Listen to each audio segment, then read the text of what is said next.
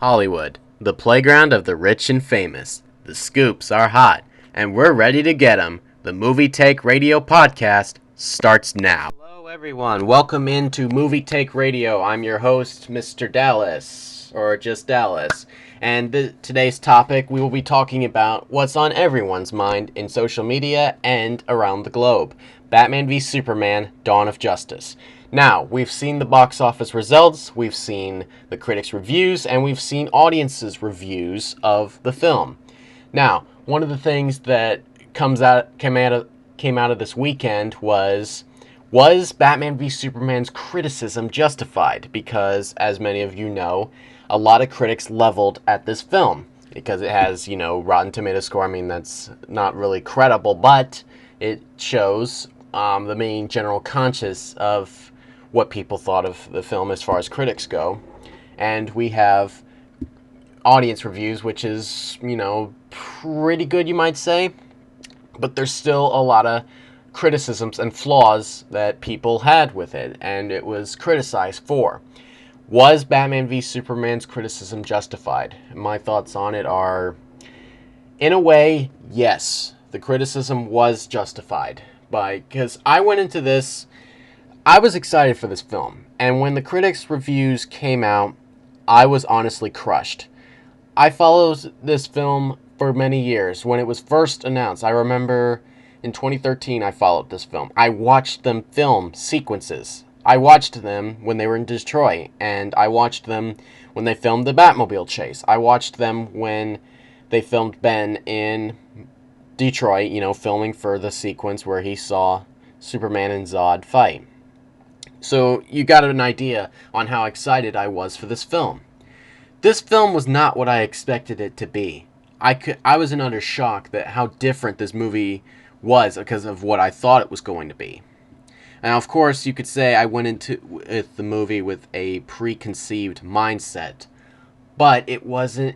There was things that just didn't make sense to me, and it didn't just pan out. In other words, I mean, the first hour or so, or first half hour, you might say, started slow, and it was tough, because you just wanted to get to the main, nitty gritty stuff, like, get to the meat on your meal or something like that.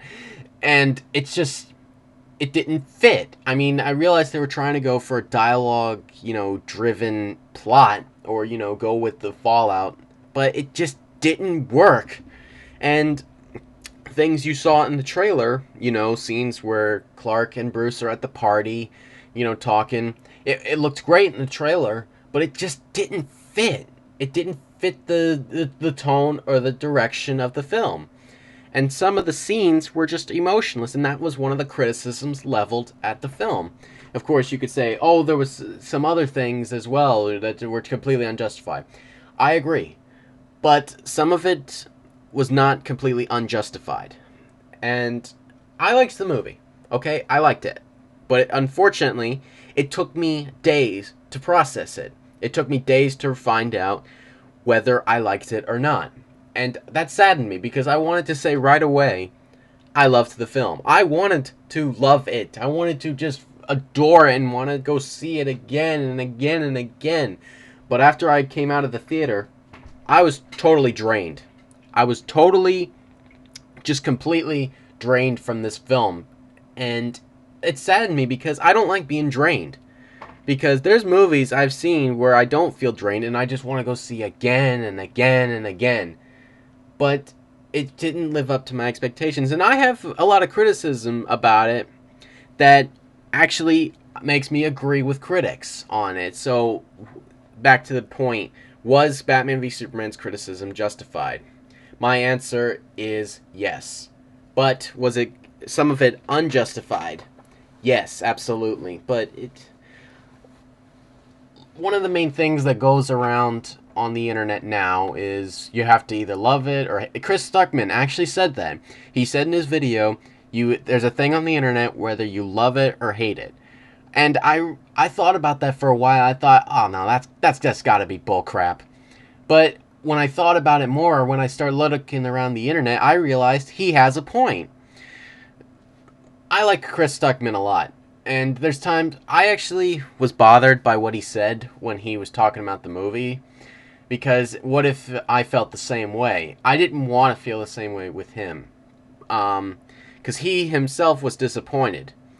And what the thing is, he made it kind of clear he didn't want to, just throw up on the movie and said he didn't hate it.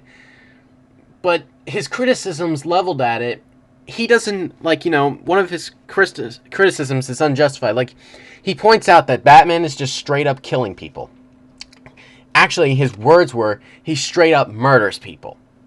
Chris, you do not know the definition of the word murder if you think what Batman was doing was murder. Murder is when you shoot someone in cold blood.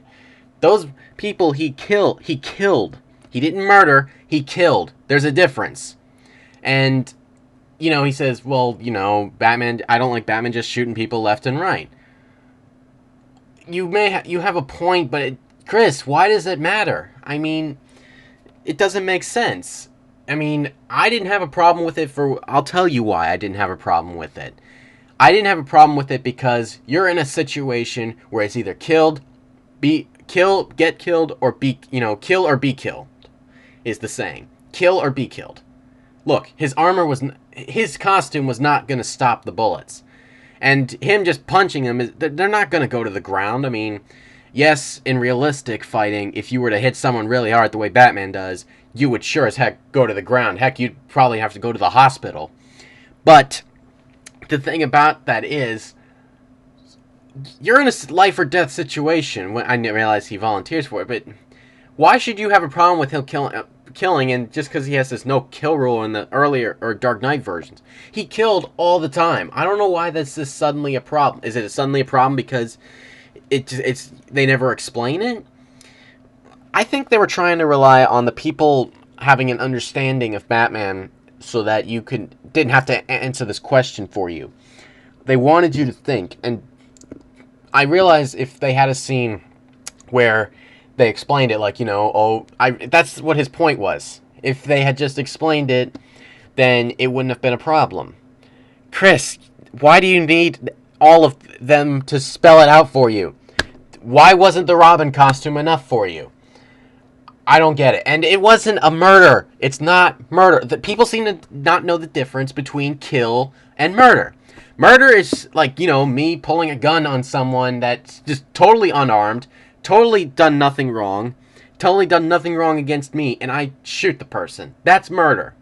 Kill is when someone is, doing something wrong, very, very bad, or, you're protecting someone, or they have a gun at your head, and you have a gun in your hand, and they're ready to suffocate your life, and you have to pull the trigger. That's kill. That's not murder. And what Batman was doing was not murder. They were shooting at him. It's a war zone. You either take him out, or you die. And that's not murder. Chris, you do not know the definition of murder. I'm telling you that right now. Yeah, hate me all you want, fans or whoever, but that's not the definition of murder. And if Batman was to go to trial, it would not be for murder. It would be for vigilante. It would be for just, I guess, I don't know. I don't know what the charge is for just killing someone. It's not manslaughter, because that would mean he killed them by accident, which was not by accident. So I don't know what the charge would be. Actually, I think they would let him go on that because they're shooting at him, and that's all we have to say about that. And it's a complicated subject. I mean, if he doesn't like him killing, fine, but just don't make a big deal out of it. It's not a big deal, and that's not enough to give a movie a C+. Like, he gave it a C+. If he gave it a C+ just because Batman killed in the movie, that's ridiculous. So that's my problem with movie critics on YouTube, and using that as a criticism to justify their criticism. That's unjustified. Now, back to, was Batman v Superman's criticism justified? I already answered yes, that there was issues with the movie that was justified, but a lot of it was not. And from what I read, it's straight up hate, what a lot of these critics said. And I think a lot of these critics were just taking direct aim at Zack Snyder. with part of this smear like, I don't know if any of you have been paying attention, but there's actually been proven that bots were spreading hate messages against the film. And some of the things that are quote unquote criticism, or can easily be considered criticism by these quote unquote bots, it didn't make sense because they were retweeting hateful messages against the film that were completely unjustified. They tried to ruin the experience for us, and they continue to try, because the fact that I myself was kind of crushed by the negative reviews shows that they were trying to ruin the film for me. Even though, looking at them now, some of the criticisms are justified with some issues of the film. A lot of it was totally uncalled for. A lot of it was just total blunt insults. It wasn't constructive criticism. It was total savagery. And as far as I'm concerned, that's BS, because they ruin it for everyone else. And I hate that. I hate the fact that those people tried to ruin it for everyone else. And I'm glad that this movie made $420 million opening weekend, because that shows people do not care about these critics' reviews. And now back to the question of Batman v Superman's criticism. Yes, all movies deserve constructive criticism, but to just totally attack this movie, it's wrong. I realize this film had problems. I realize there was a lot of things people didn't like about it. But to totally throw up on it because it wasn't fun, and that it wasn't like Marvel, and that it was totally didn't have enough jokes in it, that's wrong, because that does not make the movie better. If the movie had those things, it would have probably gotten totally panned by everyone, because it would have been considered copying Marvel, and it would have been considered ridiculous. Batman and Superman is not fun. It is not fun. I didn't want this movie to be fun, because it would have totally destroyed the tone of the movie, and the tone was perfectly fine. I realized people had problem with it, but this is not a story that's supposed to be fun. You know, the last time a movie that I actually was hoping would be taken seriously but ended up just totally fun and was ridiculous? Age of Ultron. I wanted to like Age of Ultron, and I loved the Ultron's "There Are No Strings on Me" in the trailer. But the film just totally shifted tones, and it made it a very bad movie. I hate that movie. And I will not let go of the fact that critics let it go on its story, let it go on its writing, just because the movie was fun and had cool jokes. That's just ridiculous. And so that's coming back around. Batman v Superman, it's a mixed bag, but it's so overall, I'm a mixed bag on this question. It's a very tough question to answer.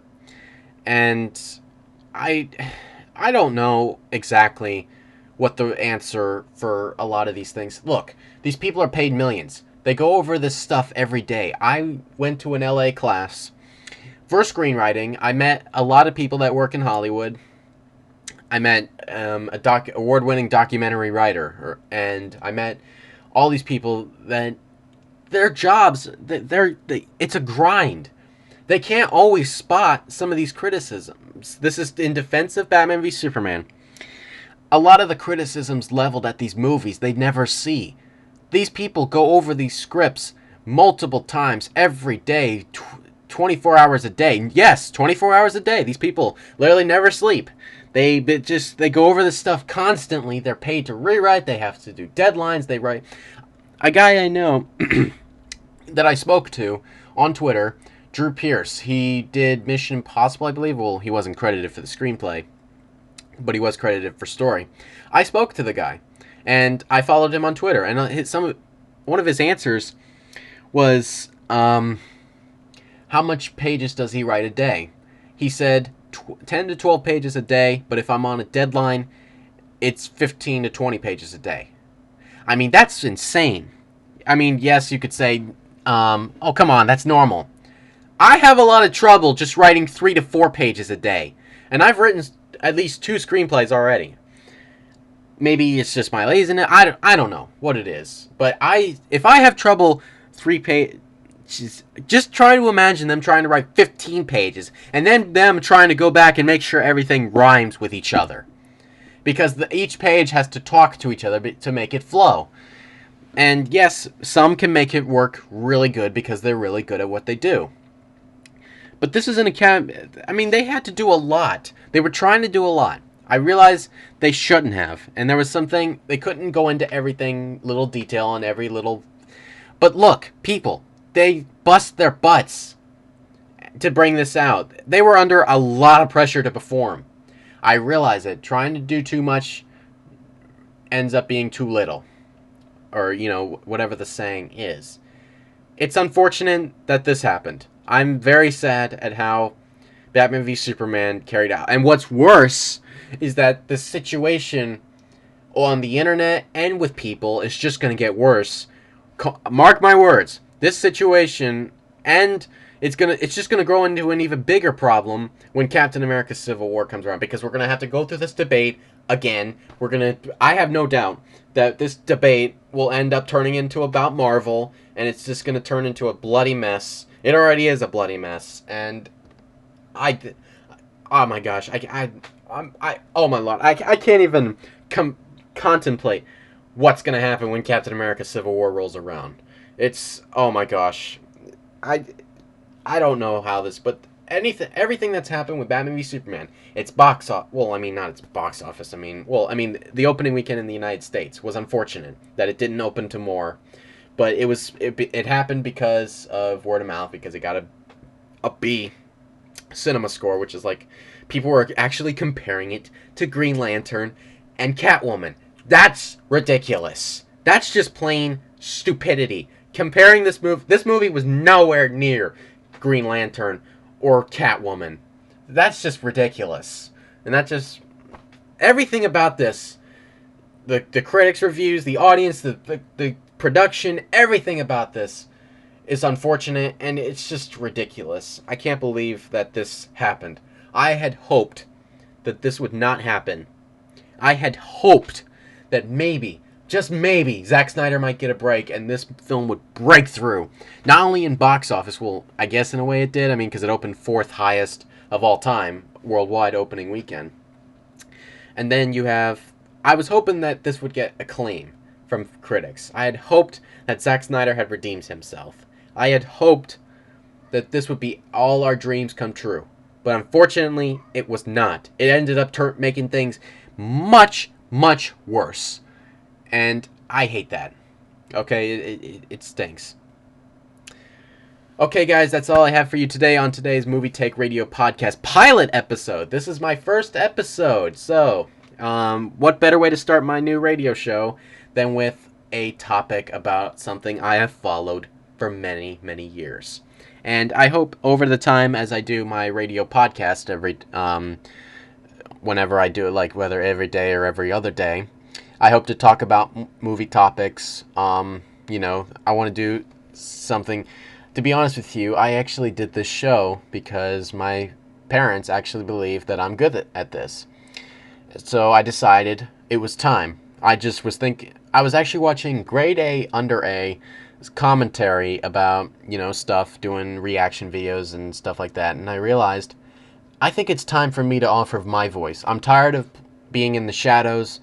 I'm tired of this ridiculous bull crap on the internet that's just ruling Twitter, Facebook, message boards. It's just taking over.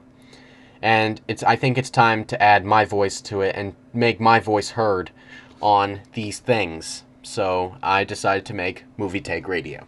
Okay, guys, that's all I got for you today, and I will see you next time.